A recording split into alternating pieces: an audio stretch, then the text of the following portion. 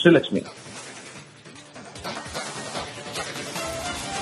ಈಗ ಕೇಸ್ ನಾಗೇಂದ್ರ ಬಾಬು ಎಲ್ಲಿವರೆಗೆ ಬಂದಿದೆ, ವಿಚಾರಣೆ ಎಲ್ಲಿವರೆಗೆ ಬಂದಿದೆ? ಆತ ನಮಗೆ ಗೊತ್ತಿದ್ದದ್ದು ಆತ ದಕ್ಷಿಣ ಕನ್ನಡ ಎಸ್ಪಿ ಆಫೀಸಿಗೆ ಒಂದು ಬುರ್ಡೆ ಹಿಡ್ಕೊಂಡು ಬಂದು ಕಂಪ್ಲೇಂಟ್ ಕೊಟ್ಟ. ಆ ಕಂಪ್ಲೇಂಟ್ನ ಪ್ರತಿ ಕೂಡ ತನಗೆ ಬಹಳ ಒತ್ತಡ ಹಾಕಿಸಿ ತನ್ನನ್ನ ತುಂಬಾ ಬಲವಂತ ಪಡಿಸಿ ಯಾವ ರೀತಿಯಲ್ಲಿ ಶವಗಳನ್ನ ಹೂತಿಡಲಾಗಿದೆ, 100 ಶವಗಳನ್ನ ಹೂತಿಡಲಾಗಿದೆ.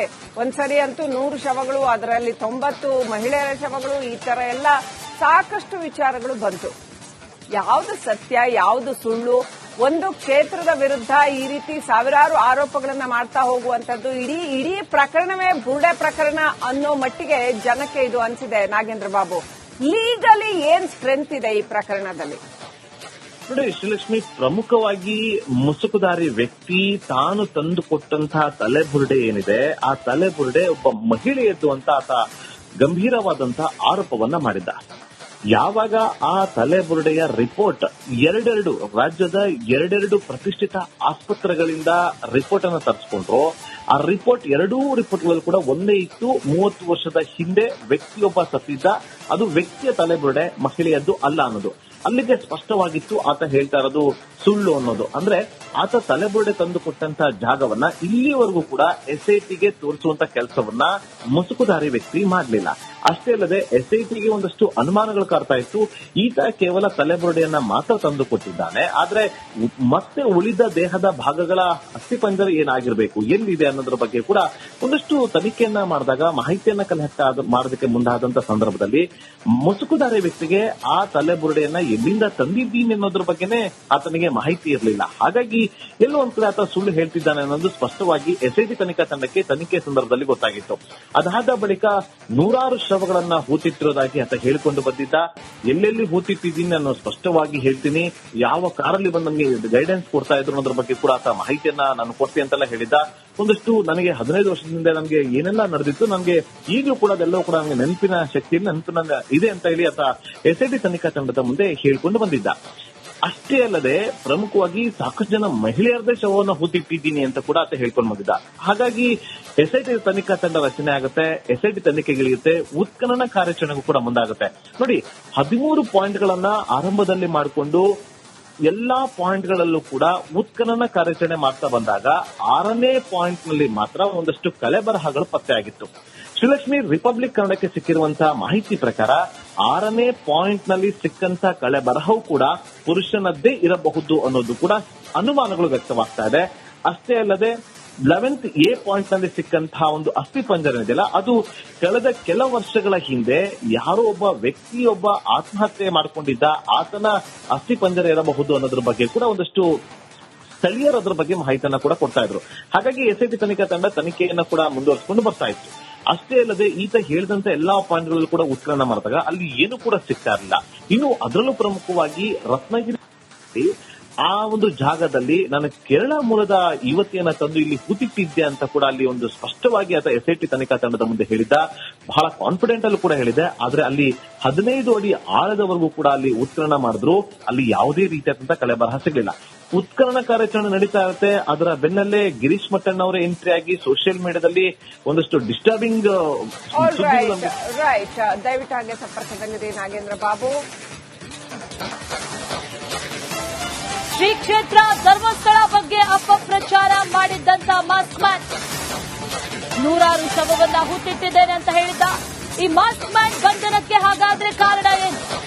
ರಿಪಬ್ಲಿಕ್ ಕನ್ನಡಕ್ಕೆ ಎಸ್ಐಟಿ ಮೂಲಗಳಿಂದ ಅಧಿಕೃತವಾದಂತಹ ಮಾಹಿತಿ ಈಗ ಲಭ್ಯ ಆಗಿದೆ. ನಿಗೂಢ ವ್ಯಕ್ತಿಯ ಹೇಳಿಕೆಗಳಲ್ಲಿ ಭಾರೀ ಗೊಂದಲಗಳಿವೆ. ಅನುಮಾನ ಬರುವಂತ ರೀತಿಯಲ್ಲಿ ದಿನಕ್ಕೊಂದು ಹೇಳಿಕೆಯನ್ನ ಆತ ನೀಡ್ತಾ ಇದ್ದಾನೆ.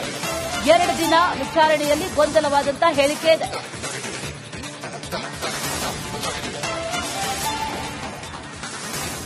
ದುರುದ್ದೇಶದ ಹಿನ್ನೆಲೆ ನಿಗೂಢ ವ್ಯಕ್ತಿಯನ್ನ ಈಗ ಬಂಧನ ಮಾಡಲಾಗಿದೆ. ಮಾಸ್ಕ್ ಮ್ಯಾನ್ ಬಂಧನಕ್ಕೆ ಹಾಗಾದ್ರೆ ಕಾರಣಗಳು ಏನು ಅನ್ನುವಂತ ಪ್ರಶ್ನೆ. ರಿಪಬ್ಲಿಕ್ ಕನ್ನಡಕ್ಕೀಗ ಅಧಿಕೃತ ಮಾಹಿತಿ ಸಿಕ್ಕಿದೆ.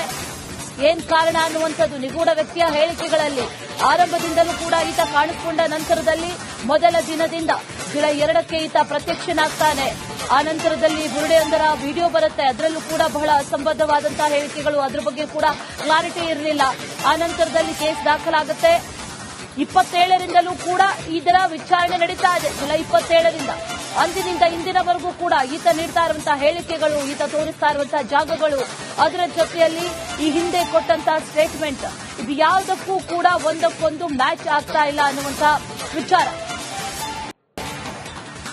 ಅನುಮಾನ ಬರುವಂತಹ ರೀತಿಯಲ್ಲಿ ಕ್ಷಣಕ್ಕೊಂದು ಹೇಳಿಕೆಗಳನ್ನು ಆತ ನೀಡ್ತಾ ಇದ್ದಾನೆ.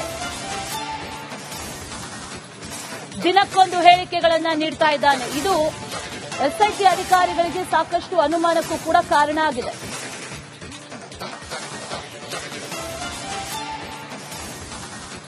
ಡೀಟೇಲ್ಸ್ ಅನ್ನ ಕೊಡ್ತಾರೆ ನಮ್ಮ ಪ್ರತಿನಿಧಿ ದಿನೇಶ್. ನೇರ ಸಂಪರ್ಕದಲ್ಲಿ ಜಾಯಿನ್ ಆಗ್ತಾ ಇದ್ದಾರೆ. ದಿನೇಶ್, ಸಾಕಷ್ಟು ವಿಚಾರಗಳು, ಸಾಕಷ್ಟು ಅನುಮಾನಗಳು ಸದ್ಯದ ಮಟ್ಟಿಗೆ ಇದೆ.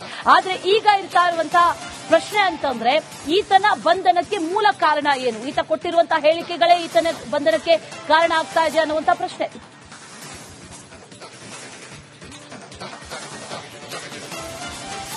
ಹೌದು ಅಶ್ವಿನಿ, ಇದು ಏನು ಎಸ್ಐಟಿ ತನಿಖೆಯ ಪ್ರಮುಖ ಘಟ್ಟ ಅಂತ ಹೇಳ್ಬೋದು. ಆರಂಭದಿಂದಲೂ ಕೂಡ ಸಾಕಷ್ಟು ಮಂದಿ ಇದೇ ವಾದವನ್ನ ಮುಂದಿಡ್ತಿದ್ರು. ಅಂದ್ರೆ ಆತನನ್ನ ಬಂಧಿಸಬೇಕು, ಬಂಧಿಸಿ ವಿಚಾರಣೆ ಮಾಡಬೇಕು ಅನ್ನುವಂತ ಒಂದು ವಾದವನ್ನ ಮುಂದಿಡ್ತಿದ್ರು. ಅದೇ ಕುರಿತಂತೆ ಒಂದು ಮನವಿ ಕೂಡ ಸಲ್ಲಿಸಿದ್ರು ಒಂದಷ್ಟು ಮಂದಿ. ಆತನನ್ನ ವಶಕ್ಕೆ ಪಡೆದು ವಿಚಾರಣೆ ಮಾಡಬೇಕು, ಆದ ವಕೀಲರ ಜೊತೆ ಬರ್ತಾನೆ, ವಕೀಲರ ಜೊತೆ ಮಾಡ್ತಾನೆ, ಈ ರೀತಿಯಾದಂತಹ ವಿಚಾರಣೆ ಸರಿಯಲ್ಲ, ಆತನನ್ನು ವಶಕ್ಕೆ ಪಡೆದು ಆತನನ್ನ ವಿಚಾರಣೆ ಮಾಡಬೇಕು ಅನ್ನುವಂತ ಆಕ್ರೋಶ ಕೇಳಿ ಬಂದಿತ್ತು. ಸದ್ಯ ಏನು ಆತನನ್ನ ಬಂಧನ ಆಗಿರುವಂತದ್ದು, ಬಂಧಿಸಿ ಸುಮಾರು 11 ಗಂಟೆ ವೇಳೆಗೆ ಕೋರ್ಟಿಗೂ ಕೂಡ ಹಾಜರುಪಡಿಸುವಂತಹ ಸಾಧ್ಯತೆ ಇರುವಂತದ್ದು. ಪ್ರಮುಖವಾಗಿ ನಿನ್ನೆ ಆತನನ್ನು ತೀವ್ರವಾದಂತಹ ವಿಚಾರಣೆ ಮಾಡಿರುವಂತದ್ದು. ಮೊನ್ನೆ ಕೂಡ ಎಸ್ಐಟಿ ಮುಖ್ಯಸ್ಥರಾದಂತಹ ಪ್ರಣವ್ ಮೊಹಂತಿ ಅವರು ವಿಚಾರಣೆ ಮಾಡಿರುವಂತದ್ದು. ನಿನ್ನೆ ಬೆಳಗ್ಗೆ 10:30ಯಿಂದ ಕೂಡ ಆತನ ವಿಚಾರಣೆ ಸಾಗಿತ್ತು. ಆರಂಭದಲ್ಲಿ ಎಸ್ಐಟಿ ತನಿಖಾಧಿಕಾರಿಯಾದಂತಹ ಜಿತೇಂದ್ರ ದಯಾಮ್ ಅವರು ಆತನನ್ನ ವಿಚಾರಣೆಗೆ ಒಳಪಡಿಸಿದ್ರು. ಆ ಬಳಿಕ 2 ಗಂಟೆಯ ನಂತರ, ಅಂದ್ರೆ ಮಧ್ಯಾಹ್ನದ 2 ಗಂಟೆಯ ನಂತರ ಪ್ರಣವ್ ಮೊಹಂತಿ ಅವರೇ ಆತನನ್ನ ತೀವ್ರವಾಗಿ ವಿಚಾರಣೆ ನಡೆಸಿರುವಂತದ್ದು. ಸುಮಾರು ಅಂದ್ರೆ ಯಾವತ್ತು ಬೆಳಿಗ್ಗೆ 5 ಗಂಟೆವರೆಗೂ ಕೂಡ ನಿರಂತರವಾಗಿ ಆತನನ್ನ ವಿಚಾರಣೆಗೆ ಒಳಪಡಿಸಿರುವಂತದ್ದು. ಅಂದ್ರೆ ಬೆಳಗ್ಗೆ ಮಧ್ಯಾಹ್ನದ ವಿಚಾರಣೆಯಲ್ಲೇ ಒಂದಷ್ಟು ಆತನಲ್ಲಿ ಅನುಮಾನ ಕಂಡು ಬಂದಿತ್ತು. ಈತನ ಹೇಳಿಕೆಯಲ್ಲಿ ಒಂದಷ್ಟು ಸುಳ್ಳು ಇದೆ ಅನ್ನುವಂತ ಒಂದಷ್ಟು ಅನುಮಾನಗಳು ವ್ಯಕ್ತ ಆಗ್ತಾನೆ ಹೋಯಿತು. ಹೀಗಾಗಿ ಆತನನ್ನ ರಾತ್ರಿ ಅನ್ನುವಂಥದ್ದು ನೋಡದೆ ಏನು ತೀವ್ರವಾಗಿ ವಿಚಾರಣೆಗೆ ಒಳಪಡಿಸಿರುವಂತದ್ದು. ಇವತ್ತು ಬೆಳಗ್ಗೆ 5 ಗಂಟೆವರೆಗೂ ಕೂಡ ಆತನನ್ನು ಸತತವಾಗಿ ವಿಚಾರಣೆ ನಡೆಸಿರುವಂತದ್ದು. ಆತನ ಹೇಳಿಕೆಯಲ್ಲಿ ಸಾಕಷ್ಟು ಗೊಂದಲಗಳು ಇತ್ತು ಅನ್ನುವಂತಹ ಮಾಹಿತಿಗಳು ಕೂಡ ಸಿಗ್ತಾ ಇರುವಂತದ್ದು. ಯಾವುದೇ ಹೇಳಿಕೆಯಲ್ಲೂ ಕೂಡ ಆತ ಸಮರ್ಪಕವಾದಂತಹ ಉತ್ತರ ನೀಡ್ತಾ ಇರಲಿಲ್ಲ, ಎಲ್ಲವೂ ಗೊಂದಲಕಾರಿಯಾದಂತಹ ಹೇಳಿಕೆ ನೀಡ್ತಾ ಇದ್ದ ಅನ್ನುವಂತಹ ಮಾಹಿತಿಗಳು ಕೂಡ ಸಿಗ್ತಾ ಇರುವಂತದ್ದು. ಜೊತೆಗೆ ಆತ ದುರುದ್ದೇಶ ಪೂರ್ವಕವಾಗಿ ಈ ರೀತಿಯಾಗಿ ಮಾಡಿದ್ದಾನೆ ಅನ್ನುವಂತಹ ಒಂದಷ್ಟು ಅನುಮಾನದ ಹೇಳಿಕೆಗಳು ಆತನಲ್ಲಿ ಇತ್ತು ಅನ್ನುವಂತಹ ಒಂದು ಮಾಹಿತಿಗಳು ಕೂಡ ಸಿಗ್ತಾ ಇದೆ. ಹೀಗಾಗಿ ದುರುದ್ದೇಶದ ಏನು ಹೇಳಿಕೆ ನೀಡಿದ ಕಾರಣಕ್ಕಾಗಿ ಆತನನ್ನು ಈಗಾಗಲೇ ಬಂಧನ ಕೂಡ ಮಾಡಿರುವಂತದ್ದು. ಇನ್ನೇನು 11 ಗಂಟೆ ಸುಮಾರಿಗೆ ಆತನನ್ನ ಕೋರ್ಟಿಗೆ ಹಾಜರುಪಡಿಸ್ತಾರೆ. ಆ ಬಳಿಕ ವಿಚಾರಣೆ ಕೂಡ ಸಾಗುತ್ತೆ. ಬಹಳಷ್ಟು